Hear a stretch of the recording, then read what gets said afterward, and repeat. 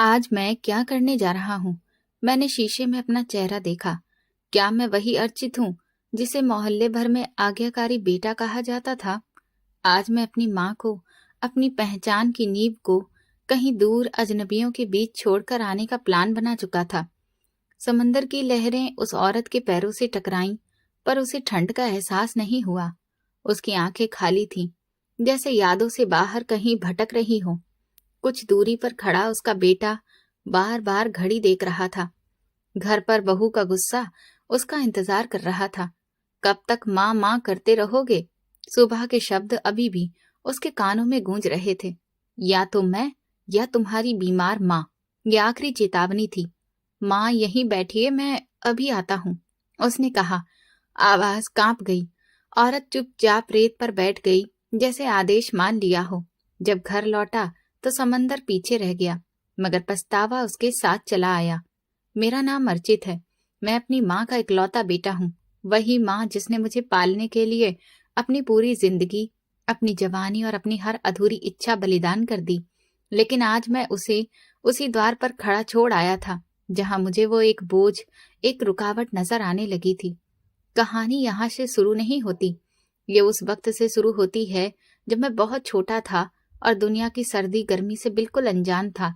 मेरी याददाश्त के पन्ने बहुत धुंधले हैं, मगर माँ का वो उदास लेकिन चमकता हुआ चेहरा हमेशा याद रहता है।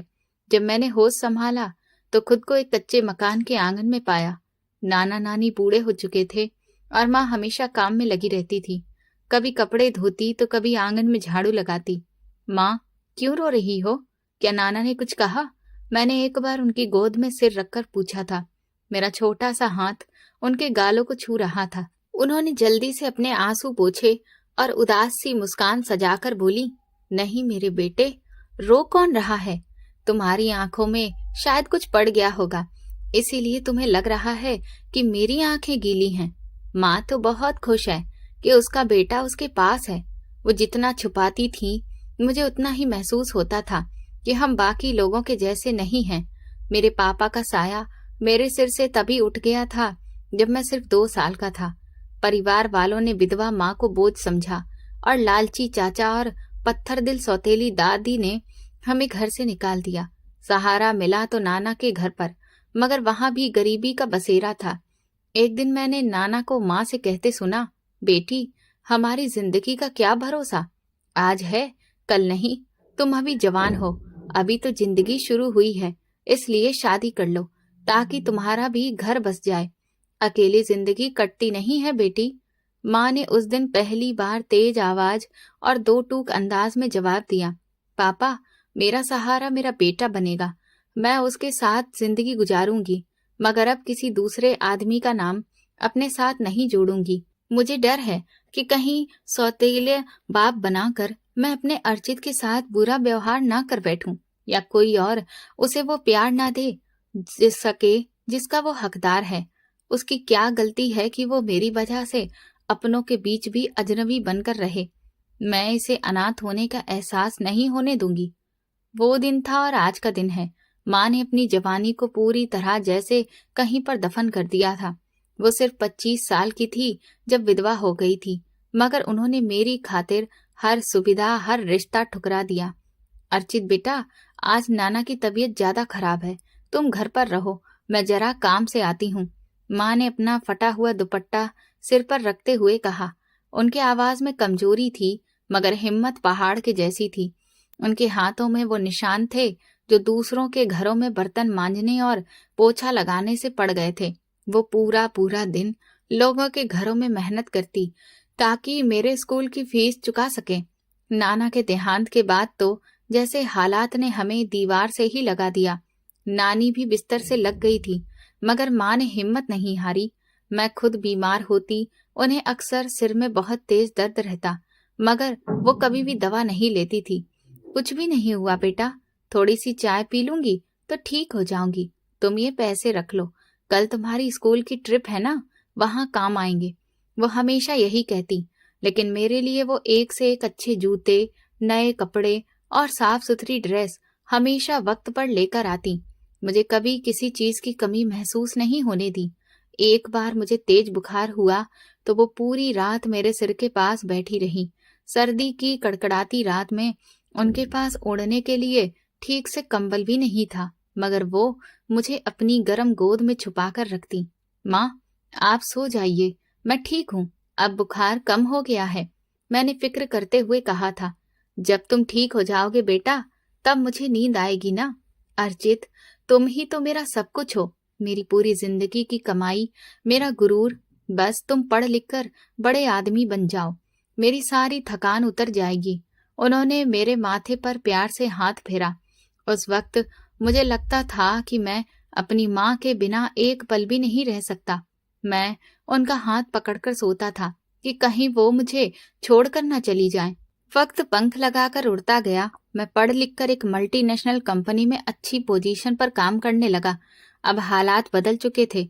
हमने नाना के उस पुराने कच्चे घर की मरम्मत करवाकर एक नया और शानदार घर बनवा लिया। मैं अब कामयाब नौजवान था। मेरा एकमात्र मकसद माँ को वो सारी खुशियां देना था जिनका उन्होंने मेरी खातिर बलिदान किया था। अब आपको किसी के घर काम करने की जरूरत नहीं है माँ, आप सिर्फ आराम करेंगी और मैं आपकी सेवा करूंगा, मैंने प्यार से उनका हाथ पकड़कर कहा। माँ की आंखों में खुशी के तारे झिलमिला उठे। बेटा, तू कामयाब हो गया। मेरी तो बरसों की प्रार्थना भगवान ने मंजूर कर ली। अब बस मेरी एक ही इच्छा है कि इस घर में एक अच्छी और प्यारी सी बहू आ जाए जो इस खाली घर को खुशियों से भर दे, ताकि मैं सुकून से मर सकूं। अपनी कंपनी में नौकरी के दौरान ही मुझे शिवानी पसंद आ गई। वो खूबसूरत, पढ़ी लिखी और ऊंचे ख्यालों की लड़की थी। जब मैंने माँ से अपनी पसंद का जिक्र किया तो उन्होंने एक पल भी नहीं सोचा। बीमार होने के बावजूद भी वो अगले ही दिन रिश्ता लेकर शिवानी के घर पहुंच गईं। अर्चित की पसंद मेरे सिर आंखों पर है। माँ ने खुशी से शिवानी के सिर पर हाथ फेरा और अपनी एकमात्र सोने की चूड़ियां उसे पहना दी। शादी की तैयारियां शुरू हुईं। माँ ने अपने लिए एक नई साड़ी तक नहीं खरीदी।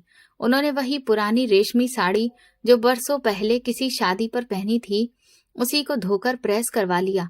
ये तो मेरे बेटे की खुशी है, भला इसमें मुझ पर खर्चा क्यों? मैं कपड़ों का क्या करूंगी? तुम बहू के लिए अच्छे जेवर बनवाओ, वो अभी नई है, उसे सब अच्छा लगना चाहिए।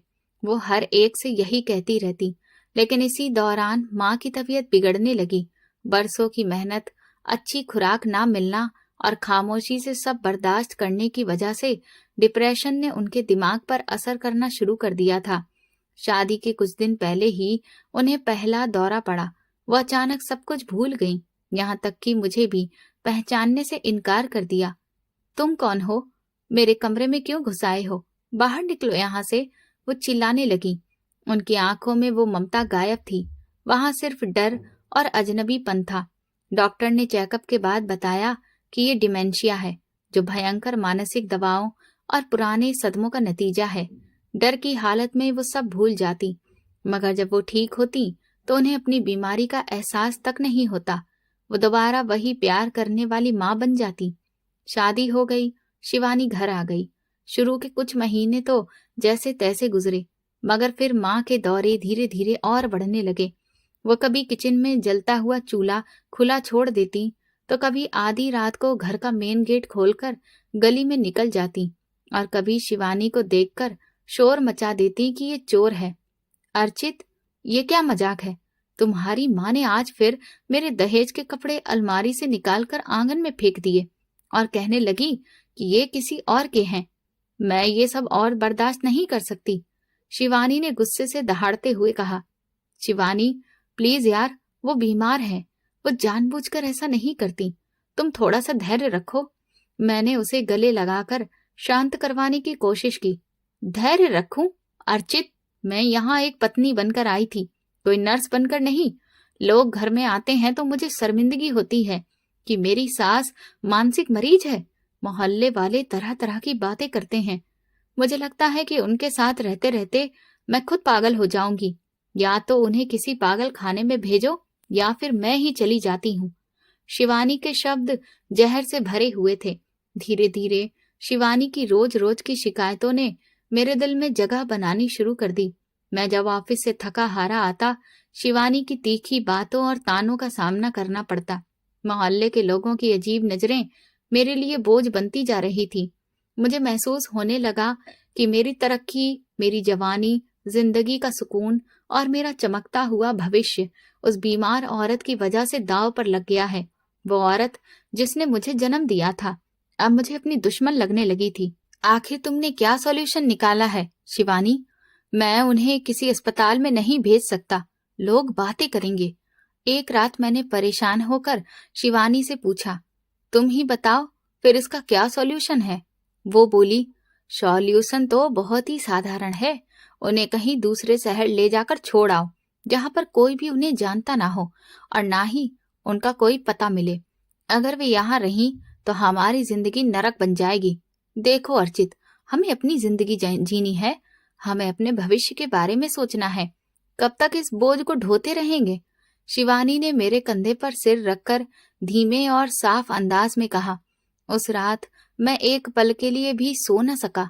जमीर की आवाज तेज थी, मगर पत्नी की मोहब्बत और सुकून से भरी जिंदगी जीने की ख्वाहिश उससे ज्यादा ताकतवर साबित हो रही थी।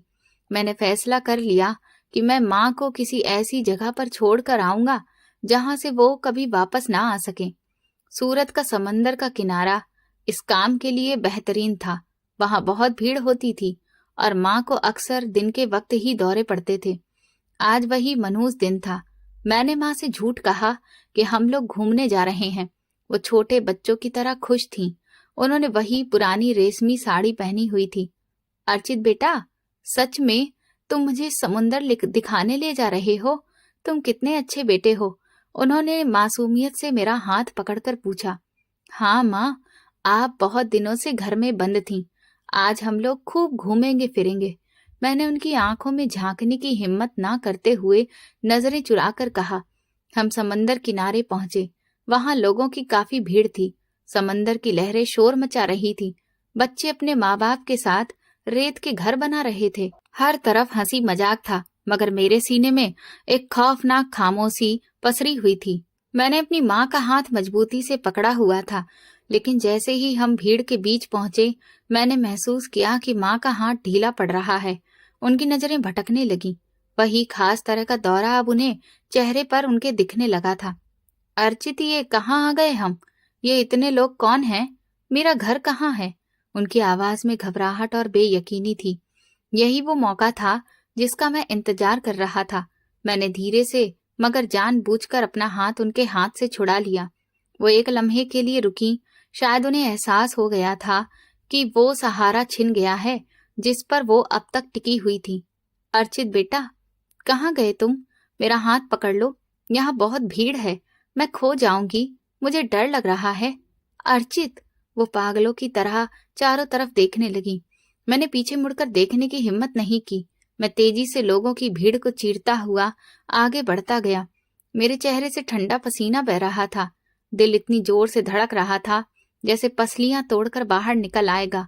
पीछे से उनकी दर्दनाक आवाज अब भी सुनाई दे रही थी। अर्चित बेटा, मेरी बात सुनो, मुझे अकेला मत छोड़ो। लेकिन मैं भागता रहा। मैं अपनी माँ को, अपनी जिंदगी को उस बेरहम भीड़ और लहरों के रहमो करम पर अकेला छोड़ आया था। मैं गाड़ी में आकर बैठा तो मेरा पूरा शरीर कांप रहा था। मैं वापस अपने शहर आ गया, मगर मेरा दिल अभी भी वहीं उस समंदर की गर्म रेत पर बुरी तरह तड़प रहा था। घर पहुंचकर जब मैंने शिवानी को बताया तो उसकी आंखों में जीत भरी चमक थी। शुक्र है, अब हम सुकून से जी सकेंगे। हम ये घर भी जल्द ही बदल देंगे, ताकि अगर वो कभी ठीक होकर वापस आना भी चाहें तो उन्हें हमारा कोई सुराग ही ना मिले। शिवानी भविष्य के रंगीन प्लान बनाने लगी।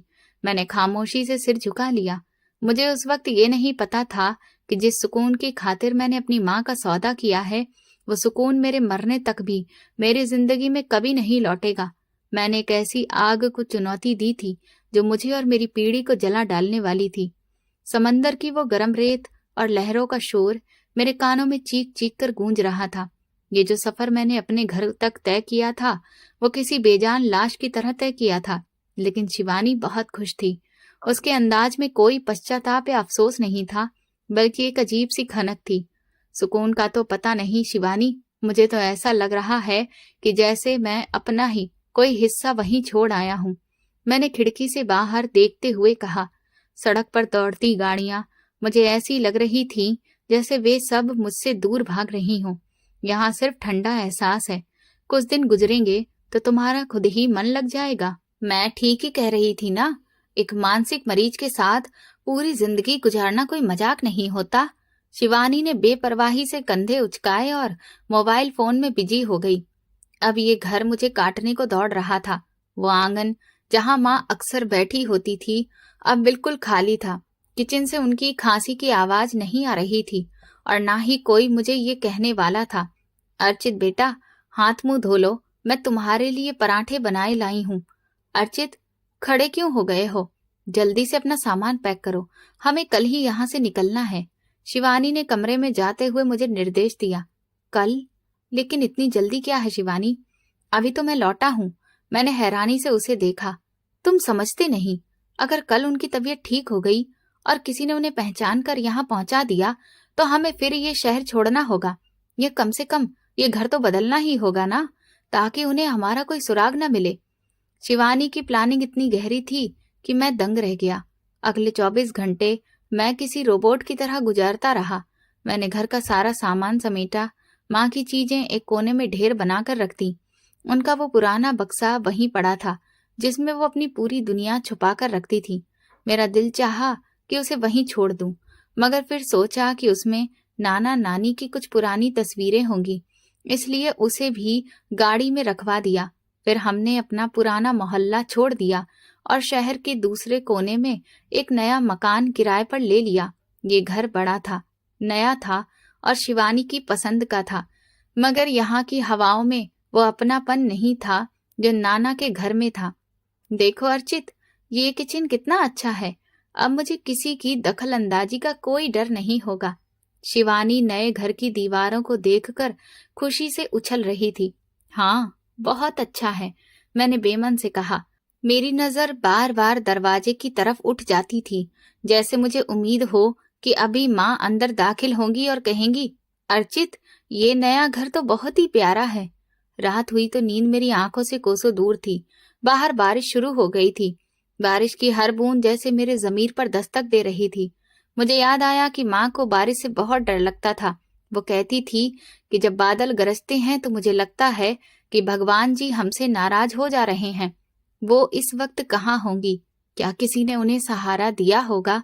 क्या उन्होंने कुछ खाया पिया होगा? ये सारे सवाल मेरे दिमाग में हथौड़े की तरह बज रहे थे। अचानक शिवानी की आवाज आई, अर्चित, तुम अभी तक जाग रहे हो? क्या सोच रहे हो? कुछ नहीं शिवानी, बस नई जगह है ना, इसलिए नींद नहीं आ रही। मैंने करवट बदल ली। देखो, अगर तुम अभी भी उस औरत के बारे में सोच रहे हो ना, तो ये तुम्हारी बेवकूफी है। उनका जो करना था कर लिया गया है। अब हमें अपने बच्चों की फिक्र करनी चाहिए। शिवानी ने कड़क अंदाज में कहा। हमारा 5 साल का बेटा राहुल दूसरे कमरे में सो रहा था। वक्त गुजरता गया, दिन हफ्तों में और हफ्ते महीनों में बदलने लगे। मैंने खुद को काम में इतना व्यस्त कर लिया कि सोचने का वक्त ही नहीं मिलता था। शिवानी खुश थी। वो अब अपनी मर्जी की जिंदगी जी रही थी, पार्टियां कर रही थी और सहेलियों के साथ घूम रही थी, मगर मेरे अंदर एक खालीपन बढ़ता जा रहा था। एक दिन मैं ऑफिस से वापस आया तो देखा कि राहुल आंगन में अकेला बैठा है और एक पुराने डिब्बे के साथ खेल रहा है। बेटा, ये क्या है? मैंने उसके पास बैठते हुए पूछा। पापा, ये उस पुराने बक्से से निकला है जो स्टोर रूम में रखा था, राहुल ने मासूमियत से जवाब दिया। मेरा दिल जोर से धड़क उठा। मैं स्टोर रूम की तरफ भागा। वहां माँ का वो बक्सा खुला पड़ा था। शिवानी ने शायद सफाई के दौरान उसे वहां से निकालकर आंगन में रख दिया था ताकि उसे कबाड़ी को दिया जा सके। मैं बक्से के पास बैठ गया। उसमें से वही पुरानी खुशबू आ रही थी जो माँ के कपड़ों से आती थी। मैंने बक्से के अंदर हाथ डाला। सबसे ऊपर उनकी वो पुरानी माला पड़ी थी जिसके दाने लगातार जप करने से घिस चुके थे। नीचे उनके कुछ पुराने कपड़े थे। अर्चित, तुम ये क्या कर रहे हो? मैंने कहा था ना कि ये कबाड़ है, निकाल दो इसे, इससे घर में बदबू आती है। शिवानी ने स्टोर के दरवाजे पर खड़े होकर नाक सिकोड़ते हुए कहा। शिवानी, ये कबाड़ नहीं है, ये मेरी माँ की निशानियां हैं। मैंने पहली बार दबे हुए होंठों से जवाब दिया। निशानियां? वो औरत खुद एक बोझ थी और तुम उनकी पुरानी चीजें संभाल कर रख रहे हो? फेंक दो इसे। शिवानी चिल्लाई। नहीं शिवानी, ये यहीं रहेगा। मैंने बक्सा बंद कर दिया, लेकिन मेरा हाथ कांप रहा था। उसी रात मुझे एक अजीब सा सपना आया। मैंने देखा कि मैं समंदर के किनारे खड़ा हूं और समंदर की लहरें बहुत ऊंची हो रही हैं। माँ दूर खड़ी है और उनका हाथ मेरी तरफ बढ़ा हुआ है। वो कुछ कह रही है, मगर लहरों के शोर में उनकी आवाज सुनाई नहीं दे रही। मैं उनकी तरफ भागना चाहता हूँ, मगर मेरे पैर रेत में धंस गए हैं। अचानक एक बहुत बड़ी लहर आई और उन्हें बहाकर ले गई। मैं चिल्लाकर उठ बैठा। मेरा पूरा शरीर पसीने में भीगा हुआ था। शिवानी मेरे ही बगल में सुकून की नींद सो रही थी। मैं उठकर किचन में आया और पानी पिया। मेरा ज़मीर अब मुझे धिक्कारने लगा था।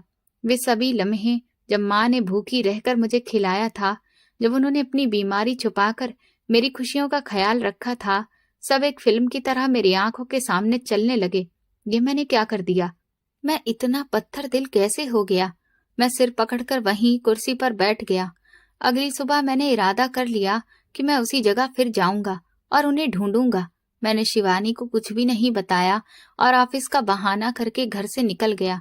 कई घंटों का सफर करके मैं समंदर के उसी किनारे पर पहुंचा। मुझे वो जगह मिल गई जहां मैंने उन्हें छोड़ा था।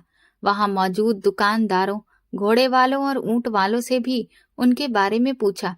भैया, यहाँ एक बूढ़ी औरत थी जिनकी मानसिक हालत ठीक नहीं थी। क्या आपने उन्हें देखा है? मैंने एक चाय वाले से पूछा। साहब, यहाँ तो रोज हजारों लोग आते हैं, हमें क्या पता कौन सी बूढ़ी औरत थी, उसने लापरवाही से जवाब दिया। मैंने कई घंटे वहां गुजारे। हर चेहरे में अपनी माँ को ढूंढा, मगर वो कहीं भी नहीं थी। वहां की भीड़ देखकर मुझे एहसास हुआ कि मैंने उनके साथ कितना बड़ा जुल्म किया था। वो तो इस शहर से भी अनजान थी। वो कहाँ गई होंगी?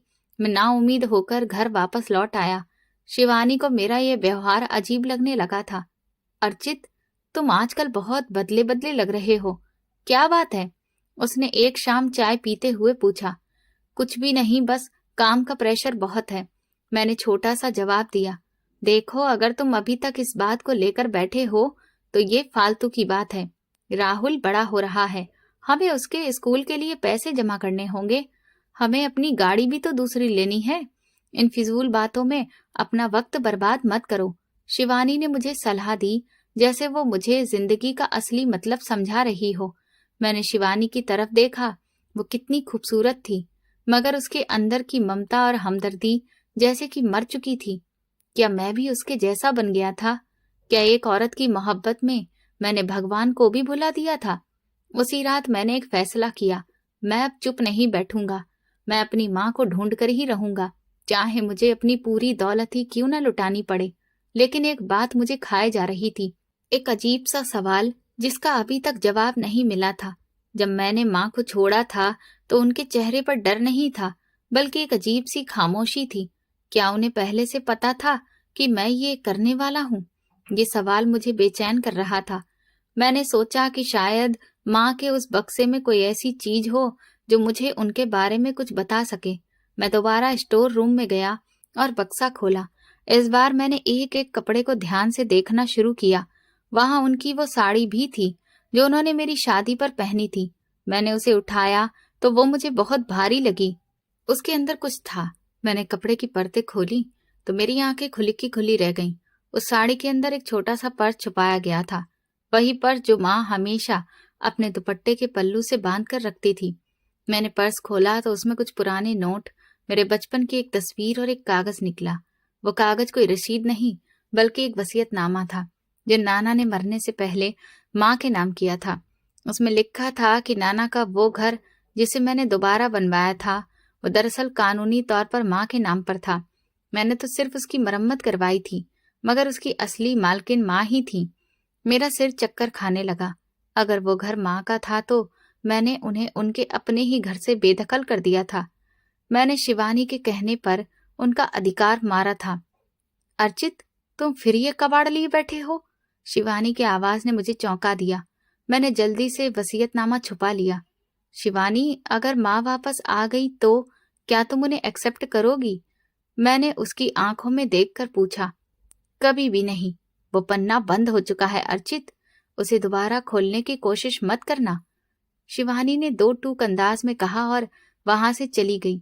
मैं वहीं अंधेरे में बैठा रहा। मुझे अब एहसास हुआ कि मैंने सिर्फ अपनी माँ को नहीं छोड़ा था, बल्कि अपनी हर चीज दांव पर लगा दी थी। वो बक्सा मेरे लिए सिर्फ एक बॉक्स नहीं था, बल्कि राज की एक ऐसी किताब था जिसका हर पन्ना मुझे मुजरिम साबित कर रहा था। मगर अभी असली इम्तिहान बाकी था। वो चिट्ठी जो माँ ने मेरे लिए लिखी थी, वो अभी तक मेरे सामने नहीं आई थी। मुझे नहीं पता था कि माँ ने मेरे हर इरादे को पहले ही भांप लिया था। वो मानसिक मरीज जरूर थी, मगर एक माँ की ममता कभी बीमार नहीं होती। मैंने बक्से को दोबारा बंद कर दिया, मगर मेरी आत्मा कहीं और भटक रही थी। मुझे लग रहा था कि माँ कहीं पास में ही है और मुझे देख रही है। मुझे माफ कर दो माँ। मेरे होंठों से एक दबी सी आह निकली। बाहर रात का अंधेरा गहरा हो चुका था और मेरे गुनाहों का बोझ भी। अब मुझे उस रास्ते पर चलना था जहां सिर्फ पछतावा ही पछतावा था, मगर मंजिल का कोई निशान नहीं था। अब मेरी जिंदगी का असली इम्तिहान शुरू होने वाला था। वक्त अपनी रफ्तार से गुजर रहा था, मगर मेरे लिए जैसे घड़ियां रुक गई थीं। नए घर की मुश्किलें, महंगा फर्नीचर और शिवानी के हंसी मजाक, ये सब मिलकर भी मेरे अंदर के सन्नाटे को खत्म नहीं कर पा रहे थे, जो माँ के जाने के बाद पैदा हुआ था। मैं अक्सर रात को उठकर आंगन में बैठ जाता और घंटों उस दीवार को देखता रहता जहां से पक्षी उड़कर कहीं दूर चले जाते थे। अर्चित, तुम यहाँ आकर क्यों बैठ गए हो? क्या तुम्हें अपनी हेल्थ का कोई ख्याल नहीं है? शिवानी ने बरामदे में आते हुए झुंझलाकर पूछा। उसकी आवाज में अब वो प्यार नहीं था, बस एक ऊब थी। हेल्थ? शिवानी, क्या तुम्हें कभी महसूस होता है कि इस घर में हम 3 नहीं बल्कि 4 लोग रहते हैं? मैंने खाली नजरों से उसे देखा। मेरी आंखों के आसपास काले घेरे उभर आए थे। तुम्हारा मतलब क्या है? देखो अर्चित, माँ का कोई इलाज नहीं था। तुम बेकार में गुजरी हुई बातों को अपनी जिंदगी बना रहे हो। शिवानी ने लापरवाही से कहा और अपने बाल संवारने लगी।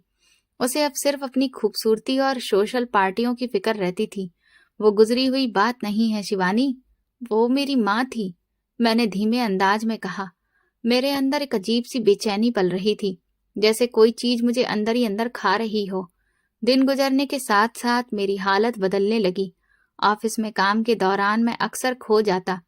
एक बार तो बॉस ने मुझे फाइल देते हुए 3 बार बुलाया, मगर मैं कहीं और ही था। मुझे ऐसा लगता जैसे कोई मुझे पुकार रहा हो। अर्चित बेटा, मेरा हाथ पकड़ लो। एक शाम जब मैं घर वापस आया तो राहुल आंगन में अकेला बैठा रो रहा था। उसके घुटने पर चोट लगी थी और खून बह रहा था। शिवानी कमरे में किसी से फोन पर हंस हंसकर बातें कर रही थी। शिवानी, राहुल को चोट लगी है और तुम यहाँ फोन पर लगी हो? मैंने गुस्से में चिल्लाकर कहा। मेरे अंदर का लावा आज फट पड़ा था। अरे तो क्या हुआ? बच्चे तो गिरते ही रहते हैं, तुम इतना हाइपर क्यों हो रहे हो? शिवानी ने फोन कान से हटाए बिना ही जवाब दिया। उसके ठंडे लहजे ने मेरा दिल चीर दिया। मैंने राहुल को गोद में उठाया और उसके जख्म साफ करने लगा। अचानक मेरे दिमाग में एक तस्वीर लहराई। बचपन में जब मुझे चोट लगती थी तो माँ तड़प उठती थी। वो खुद भूखी सो जाती थी, मगर मेरे जख्म पर पट्टी बांधने के लिए पड़ोस से मरहम मांग कर ले आती थी। पापा, आप क्यों रो रहे हो? राहुल ने मासूमियत से मेरे आंसू पोंछते हुए पूछा। कुछ नहीं बेटा, बस आंख में कुछ पड़ गया है। मैंने उसे सीने से लगा लिया। उस पल मुझे एहसास हुआ कि ममता क्या होती है, और मैं अपनी औलाद को इतनी बड़ी हस्ती के आशीर्वाद से अलग कर चुका था। उसी रात मुझे पहला दौरा पड़ा। मैं सो रहा था कि अचानक मुझे लगा जैसे कमरे में धुआं भर गया हो। मैं हड़बड़ाकर उठ बैठा और इधर उधर भागने लगा। मुझे अपना नाम, अपना घर, यहाँ तक कि शिवानी का चेहरा भी अजनबी लगने लगा। कौन हो तुम? मैं यहाँ कैसे आया? मेरी माँ कहाँ है? मैंने शिवानी को झकझोरते हुए पूछा। मेरी आवाज में अजीब सा डर था। अर्चित, ये क्या कह रहे हो? होश में आओ। मैं शिवानी हूँ, तुम्हारी पत्नी हूँ। वो बुरी तरह डर गई थी। कुछ मिनटों बाद जब मैं नॉर्मल हुआ तो मुझे याद नहीं था कि मैंने क्या कहा था, मगर शिवानी के चेहरे पर डर साफ दिखाई दे रहा था। ये बिल्कुल वही बीमारी थी जो माँ पर भी छाई रहती थी। पछतावे ने मेरी मानसिक हालत पर असर करना शुरू कर दिया था। डॉक्टरों ने इसे ट्रॉमेटिक स्ट्रेस बताया, मगर मैं जानता था कि ये पश्चाताप की शुरुआत थी। अर्चित, तुम ठीक हो ना?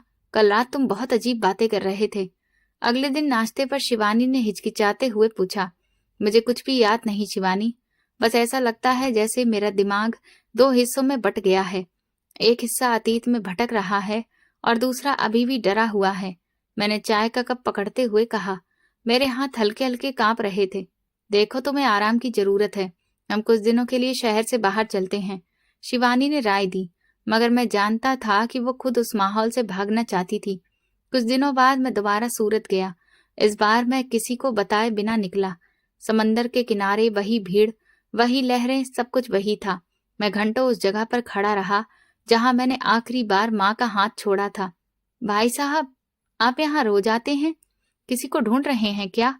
एक बूढ़े ऊंट वाले ने मुझसे पूछा। उसकी आंखों में हमदर्दी थी। हाँ, मेरी माँ खो गई है यहाँ पर, मैंने भरी हुई आवाज में जवाब दिया। साहब, यहाँ जो खो जाता है वो दोबारा नहीं मिलता। या तो समंदर उसे ले जाता है या फिर ये भीड़ भरा शहर। लेकिन एक अम्मा थी, कुछ महीनों पहले यहाँ बैठी रो रही थी। उन्हें कुछ लोग साथ ले गए। उसने धुंधली याददाश्त पर जोर देते हुए कहा। कौन लोग? कहाँ ले गए? मैं तड़प कर उसका कंधा पकड़ लिया।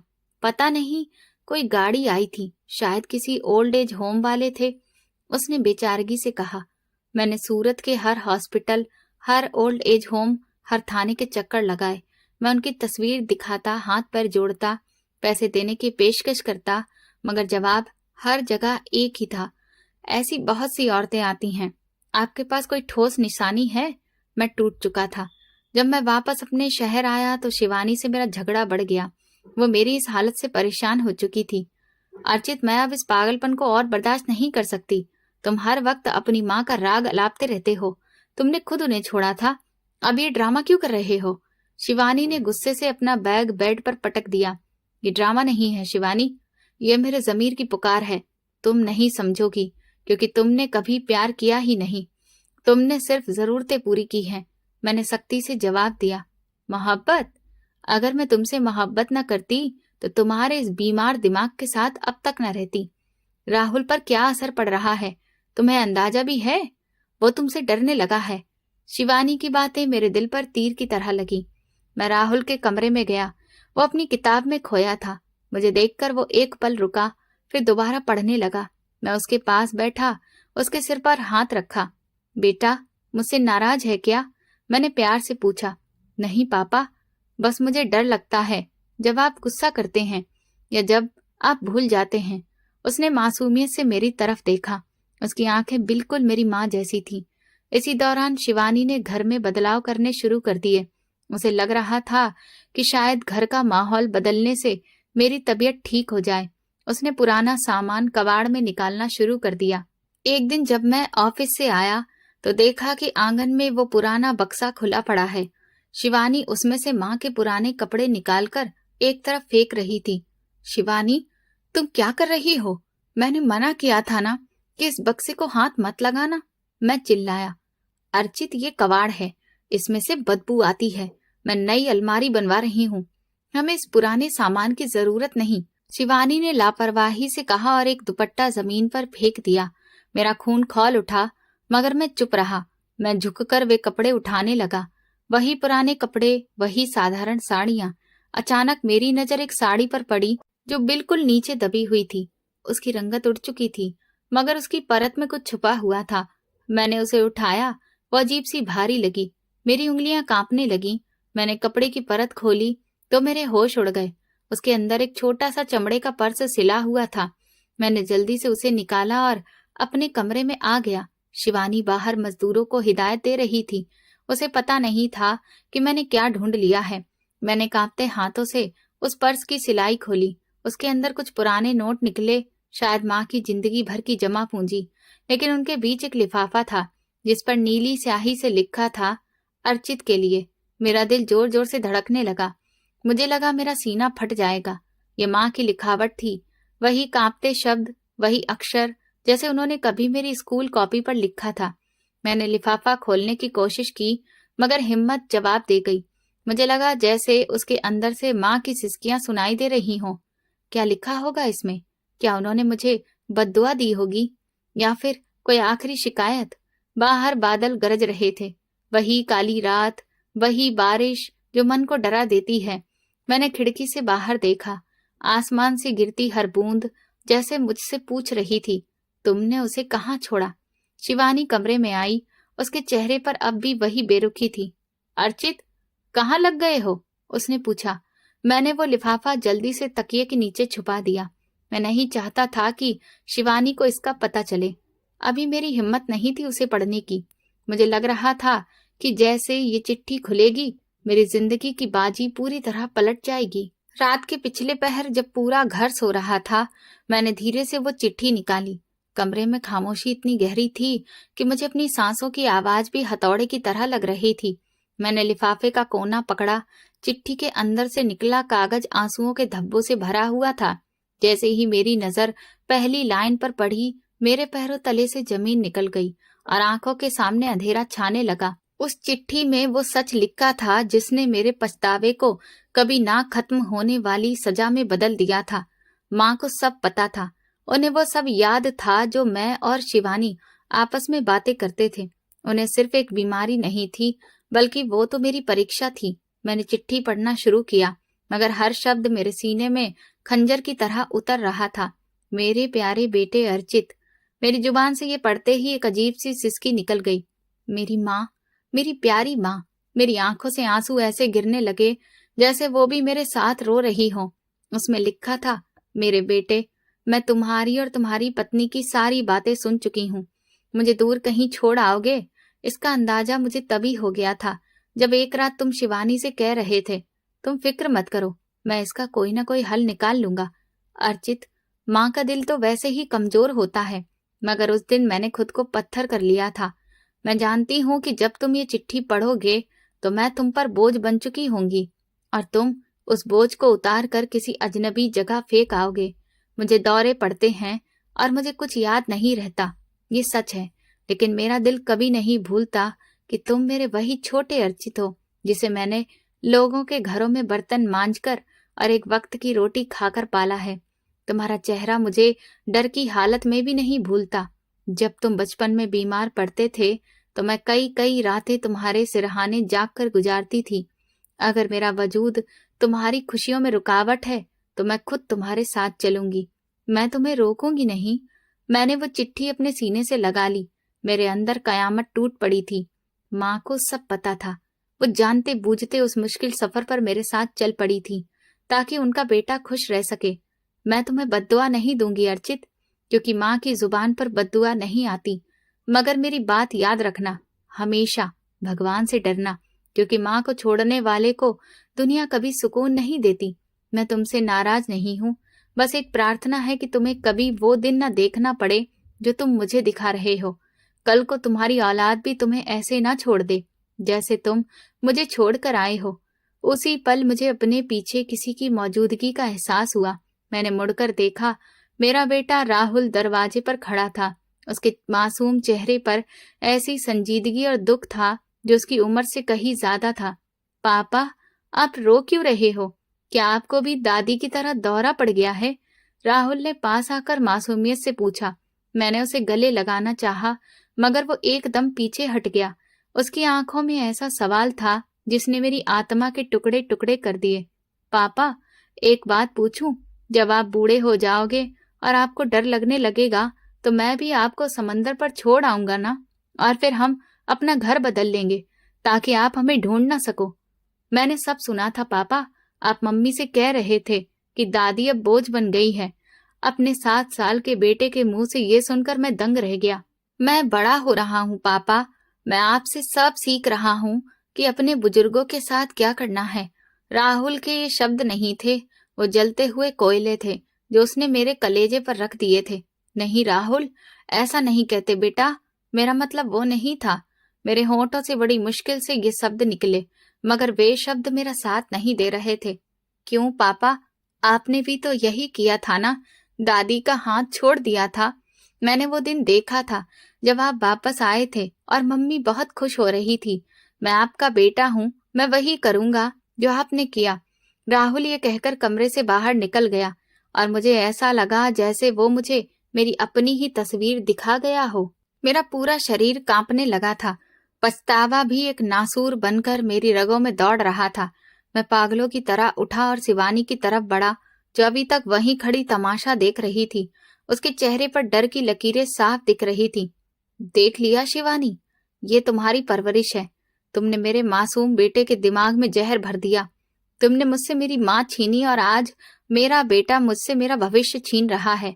तुमने कहा था ना कि हम सुकून से रहेंगे। देखो कितना सुकून है इस घर में। मैं गुस्से और दुख से चिल्लाया, अर्चित होश में आओ, ये सब तुम खुद कर रहे हो। मैंने तो बस तुम्हें राय दी थी। शिवानी भी चिल्लाई, खामोश, दफा हो जाओ मेरी नजरों से। तुम्हारी वजह से मैंने अपनी खुशियां बेच दी। आज से मेरा और तुम्हारा कोई रिश्ता नहीं।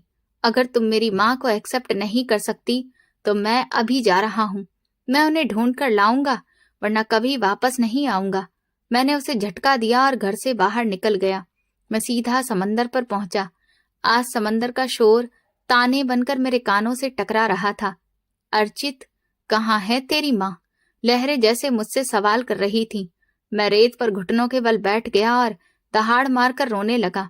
माँ, मुझे माफ कर दो। मैं गुनहगार हूँ। मैं शैतान बन गया था।